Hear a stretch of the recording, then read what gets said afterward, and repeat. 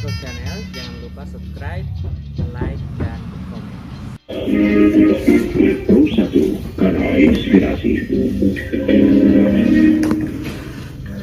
Selamat siang pendengar di Manapun Anda berada. Jumpa bersama penyiaran Anda yang hadir menemani di lintas Jayapura siang. Tiga saatnya pendengar kita akan ikuti bersama untuk program acara dialog interaktif outdoor di Rumah Bakau dengan topik perubahan perilaku masyarakat minimalisir bencana. Bersama rekan kami yang sudah hadir. Halo. Iya, halo, selamat pagi menjelang siang rekan Agus. Iya, di sini saya bersama dengan rekan Jack. Baik, silakan. Iya, terima kasih rekan Agus di studio. Pendengar Pro 1 di mana saja berada. Di penghujung tahun, tepatnya hari ini, hari Kamis, tanggal 29 Desember 2022. Kami dari kru pemberitaan bersama dengan kru teknik hadir dalam dialog luar studio, di mana kali ini kami sasar lokasi Rumah Bakau. Nah, Rumah Bakau ini sebelum kita lanjut, saya mau tanya alamat dulu sama Bang Gamel. Rumah Bakau ini alamatnya di mana tepatnya Bang Gamel? Silakan. Alamatnya di Jalan Baru Tobati Engros, RT 6 RW 10. Untuk nomornya kayaknya belum ada nomor ya. Seperti itu. Nah, itu sudah disampaikan sama pendiri Rumah Bakau. Karena saya tidak tahu persis alamatnya, jangan sampai salah pendengar. Jadi itu dia tadi alamat yang sudah disampaikan. Nah, saya Martabati bersama rekan saya Jekanderi. kami akan menyapa pendengar dalam dialog outdoor kurang lebih 1 jam ke depan. Dan bersama kami di Rumah Bakau sudah ada pendiri Rumah Bakau. Kami perkenalkan Bung Abdul Gamel Nasr. Selamat pagi, Bung. Halo, selamat pagi. Apa kabar? Alhamdulillah, sangat-sangat baik ya. Alhamdulillah, puji Tuhan. Bang Iya. Gamel ini kalau pendengar mendengar suaranya ini usianya masih boleh dikata masih energik ya. Mau bilang pucuk salah-salah, sudah tengah-tengah. Iya. Mau bilang akar juga salah-salah ya. Dahan. Iya, oh dahan katanya. Bu Atta, beliau juga salah satu Salah satu pers senior di media besar iya, di benar. Papua. Kalau orang bilang yang zaman kita dulu bilang kulit tinta. Iya, iya. Wartawan senior. Iya, kemudian juga Bung Jack ada Bung Niko. narasumber kita yang satunya. Bung Niko, selamat pagi. Bung Nixon. Selamat pagi, ya, Bung Nixon. Nama lengkapnya Nixon. Marganya Dasen, asal dari Biak. Oh, marga Dasen dari Biak ya. Biar lengkap. Iya. Bung ini juga penggiat lingkungan, juga salah satu volunteer di Rumah Bakau Jayapura. Selamat siang, Bung. Selamat siang. Nah, Bung, tadi saya dapat bocorannya, agak jauh tempatnya dari Rumah Bakau. Benar, saya tinggalnya di perumahan BTN Evata Deolama Wow. di Sentani. Tapi perjalanan dari sana aman, nyaman ya. Aman. Luar biasa. Alhamdulillah, puji Tuhan. Ya, kita beri aplaus dulu untuk pendengar kita, dan pelur kami yang hadir boleh mengambil posisi di tempat yang sudah disiapkan di Rumah Bakau.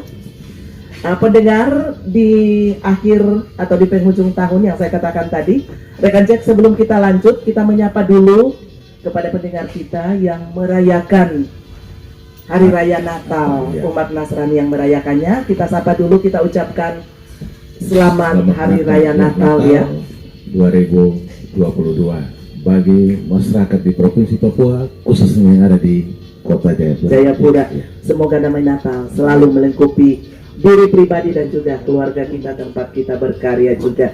Amin. Iya, Bung Gamel, kalau berbicara tentang hutan bakau yang kalau tidak salah ya tahun 2000-an, Bung Gamel sudah merintis hutan bakau Iya. ini, Rumah Bakau. Iya.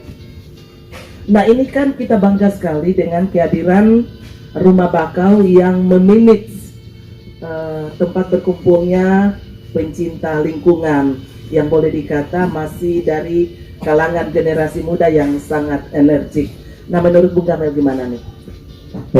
Iya, jadi cikal bakal lahirnya Rumah Bakau sendiri saya coba mereview sejak 2010 saya bergabung dengan Forum Peduli Port Lembai Green yang diketuai oleh almarhum Freddy Wanda.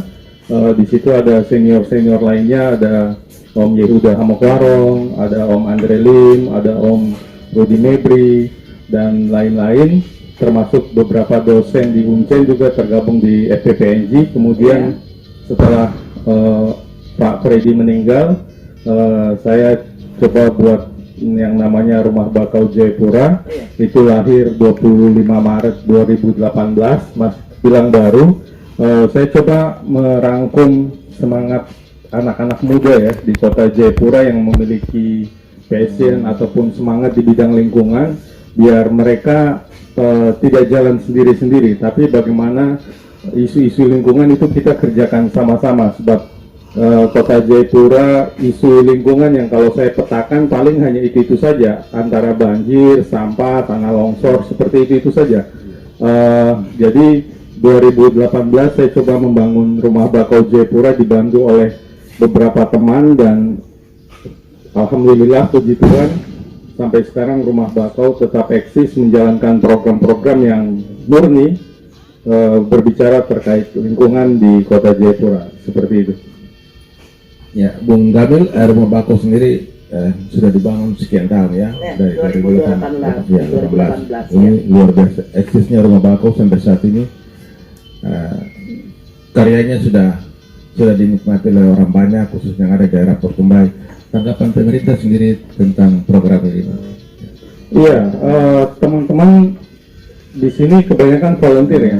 Jadi apa yang mereka ide, gagasan itu yang kita bahas sama-sama di Rumah Bakau, kemudian kita eksekusi, kita advokasi sama-sama, berbicara sampah, kita sama-sama berbicara sampah, membahas catchment area, kondisi air di kota Jayapura yang kalau musim kemarau terkadang sulit sekali kita mendapatkan air bersih, bahkan kita harus menunggu tangki-tangki air, termasuk bagaimana mereboisasi titik-titik kritis di kawasan Teluk Jotepa.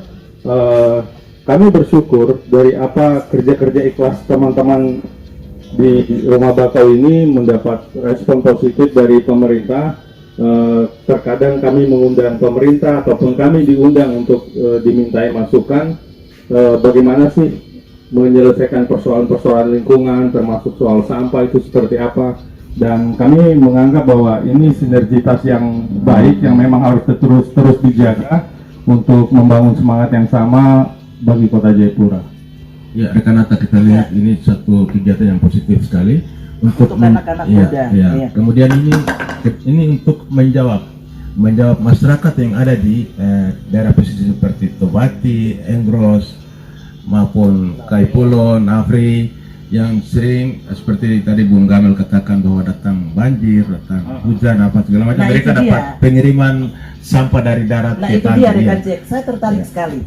Kan pemerintah Kota Jayapura sudah mengeluarkan peraturan tentang sampah, lingkungan, bahkan juga penggagas-penggagas lingkungan, termasuk yang Bang Gamil katakan, mulai dari almarhum Freddy Wanda, kemudian muncul Rumah Bakau.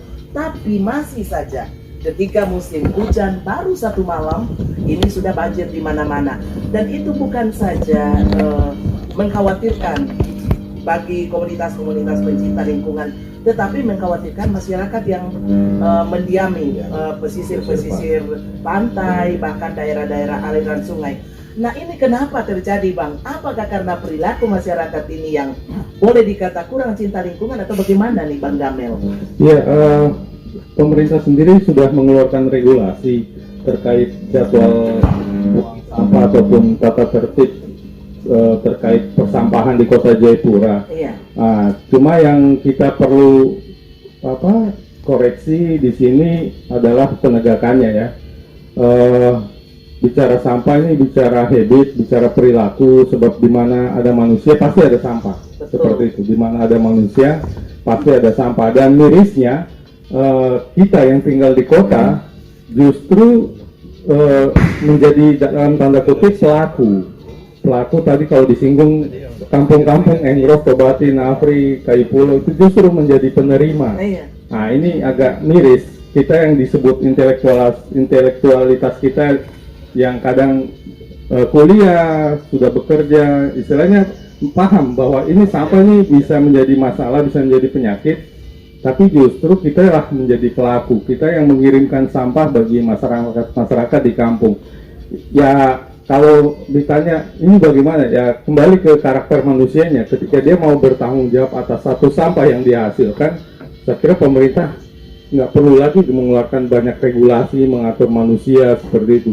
Kembali ke karakter manusia bahwa ketika dia menghasilkan sampah, dia harus berani bertanggung jawab. Setidaknya dia membuang pada tempatnya. Sementara kita tahu bahwa membuang sampah pada tempatnya itu tidak menyelesaikan masalah. Dia hanya memindahkan. Berbuat baik saja itu nggak menyelesaikan masalah, hanya memindahkan. Betul. Apalagi kalau buang sembarangan. Betul.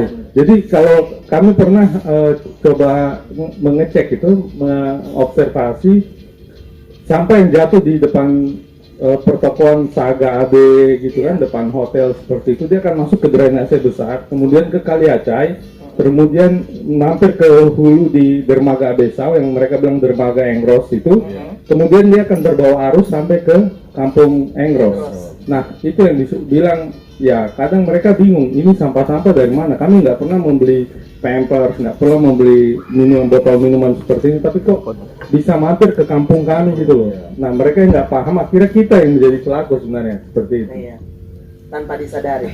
Nah Bung Nixon sebagai volunteer di Rumah Bakau Jayapura, bagaimana untuk menyikapi perilaku masyarakat ini yang masih kurang-kurang, boleh dikata kurang-kurang bertanggung jawab?